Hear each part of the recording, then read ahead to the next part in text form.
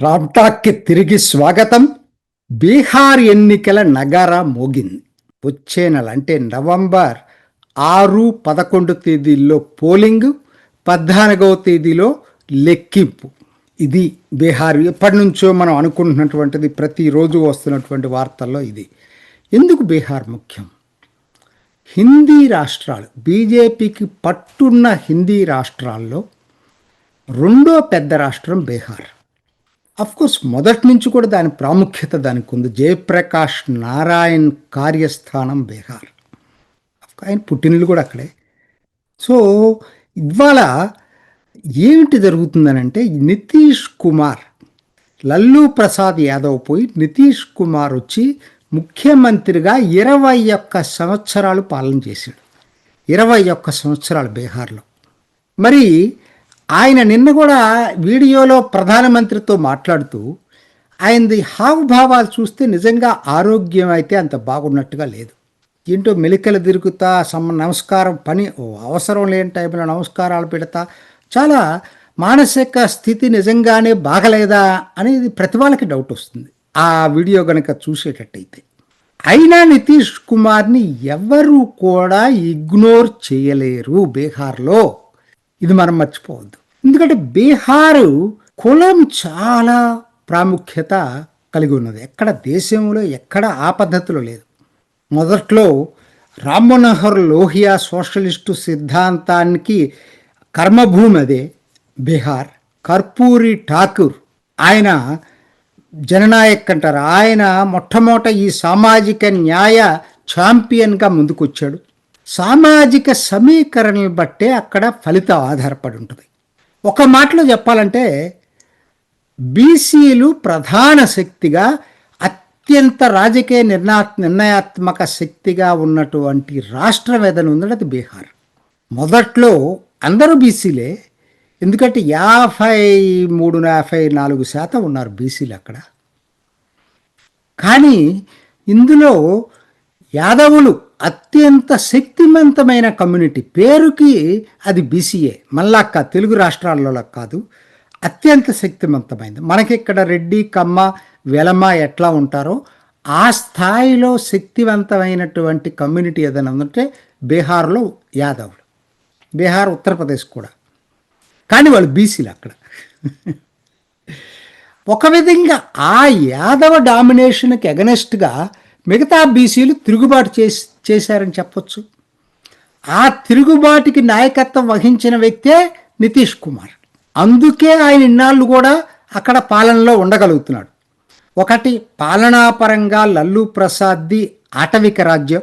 రెండోది, సామాజిక పరంగా యాదవుల డామినేషన్కి వ్యతిరేకంగా మిగతా బీసీలు ఏకం కావటం. ఈ రెండు కూడా పనిచేసినాయి అక్కడ.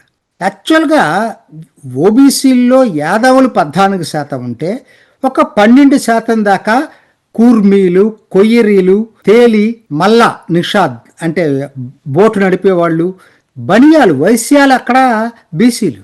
వీళ్ళందరూ కూడా మిగతా బీసీ వర్గాలు. వీళ్ళు కాక ఎక్స్ట్రీమ్లీ బ్యాక్వర్డ్ క్లాసెస్, మనం మోస్ట్ బ్యాక్వర్డ్ క్లాసెస్ అంటాం. 100కి పైగా కులాలు ఉన్నాయి ఇందుట్లో. వీళ్ళకి ఎవరు నాయకుడు లేడు. ఎందుకంటే ఒక క్యాస్ట్ కాదు కదా. కాకపోతే అత్యంత వాళ్ళల్లో అత్యంత బీసీల్లో వెనకబడిన వాళ్ళు వీళ్ళు. వీళ్ళకి నాయకుడు నిజంగా ఎవరన్నా ఉన్నారంటే అది నితీష్ కుమార్. ఇప్పుడిప్పుడే బీజేపీలో కొంతమంది ఎమర్జ్ అవుతున్నారు, కానీ ఆయన పర్సనాలిటీ ముందు వీళ్ళు పనికిరారు. సో నితీష్ కుమార్కున్నటువంటి అత్యంత అడ్వాంటేజ్ ఏంటంటే ఈబీసీ కమ్యూనిటీ. ఆయన నాయకుడు దానికి. వీళ్ళు సమాజంలో 26% ఉన్నారు. నేను హిందూ ఈబీసీల గురించి చెప్తున్నా, ముస్లిం దగ్గరికి వచ్చేసరికి అది కూడా మాట్లాడతా. 26% ఉన్నారు అక్కడ. అదర్ ఓబీసీలు, వీళ్ళు ఈబీసీలు ఉన్నారు. ఓబీసీల్లో 14 యాదవులు అయితే 12 మిగతా ఓబీసీలు ఉన్నారు. ఈ రెండే నిర్ణయించబోతున్నాయి దీంతో. తర్వాత ఎస్సీలు, దళితులు దాదాపుగా 20% ఉన్నారు. దానికి వాళ్ళు ఎన్డీఏ వైపు ఎక్కువ భాగం నాయకులుగా ప్రొజెక్ట్ అయిన వాళ్ళు ఇలా వైపు ఉన్నారు. చిరాగ్ పస్వాన్ ఉన్నాడు, అట్లానే జితిన్ రామ్ మాంజీ ఉన్నాడు. వాళ్ళిద్దరూ దళిత నాయకులు. దీంతో పాటు ముస్లింలు 18%. నిజానికి 19% ఉంటారని అంచనా. ఓవైసీఏ ఇవాళ స్టేట్మెంట్ ఇచ్చాడు 19% ఉన్నారని. ఉండుండొచ్చు, ఎందుకంటే ఎప్పుడో కదా 2011 జనాభా లెక్కలు కదా, ఇంకా పెరిగినా ఆశ్చర్యం లేదు, 20% ఉన్నా ఆశ్చర్యం లేదు.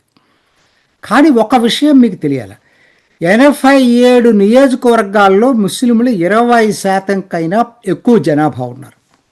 సరే, అది ఒక లెక్క అయితే, అసలు మీరు తెలుసుకోవాల్సిన విషయం ఏంటంటే ముస్లింల్లో అధిక భాగం రిజర్వేషన్ల కింద ఉన్నారు.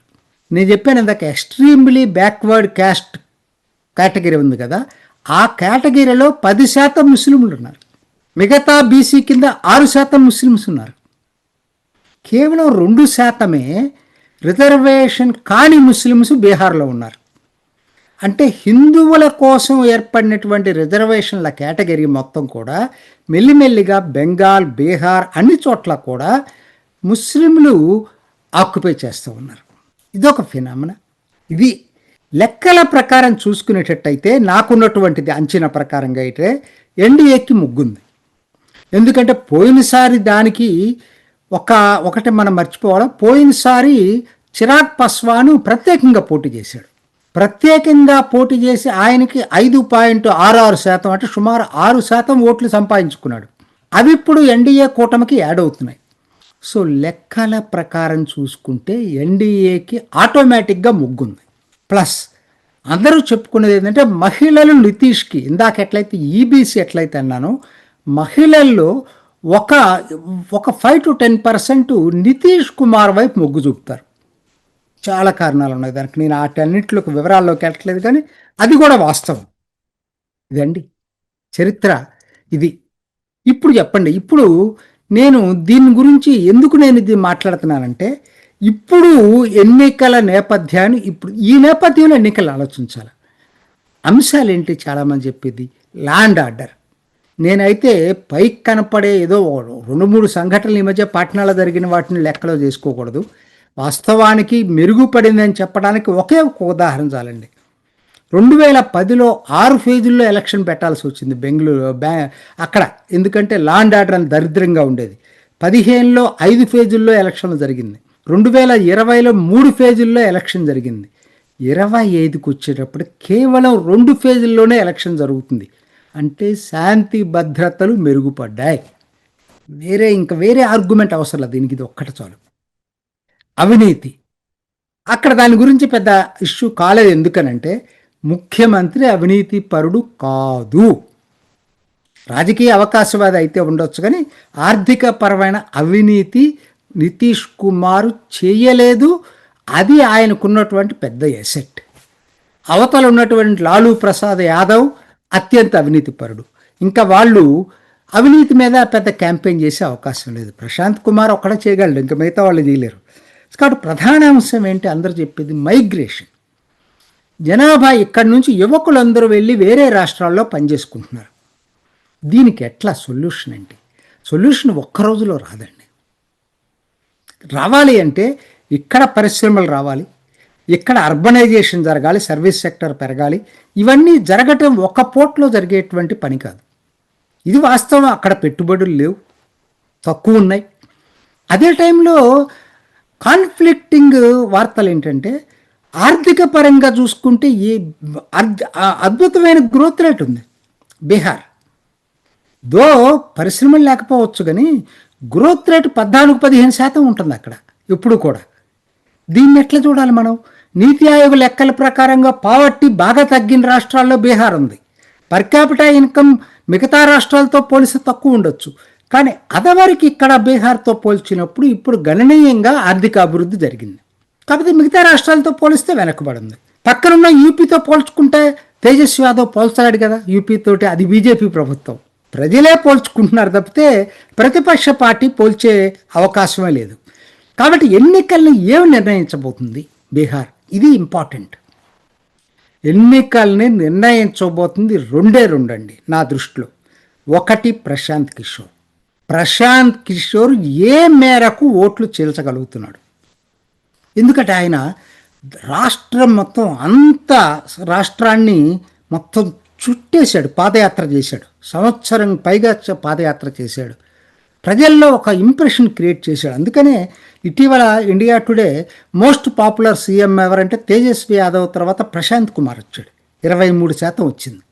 సో ప్రశాంత్ కుమార్ ఫ్యాక్టర్ని ఎవరు ఇగ్నోర్ చేయలేరు. మరి ఈయన ఎవరి ఓట్లు అట్రాక్ట్ చేస్తున్నాడని చూస్తే యూత్ ప్రధానంగా ఈయన కాన్స్టిట్యున్సీ అండి, కులాలతో సంబంధం లేకుండా అన్ని ముస్లింల దగ్గర నుంచి, దళితుల దగ్గర నుంచి, బీసీల దగ్గర నుంచి, అప్పర్ కాస్ట్ దగ్గర నుంచి యూత్లో అట్రాక్ట్ చేయగలుగుతున్నాడు.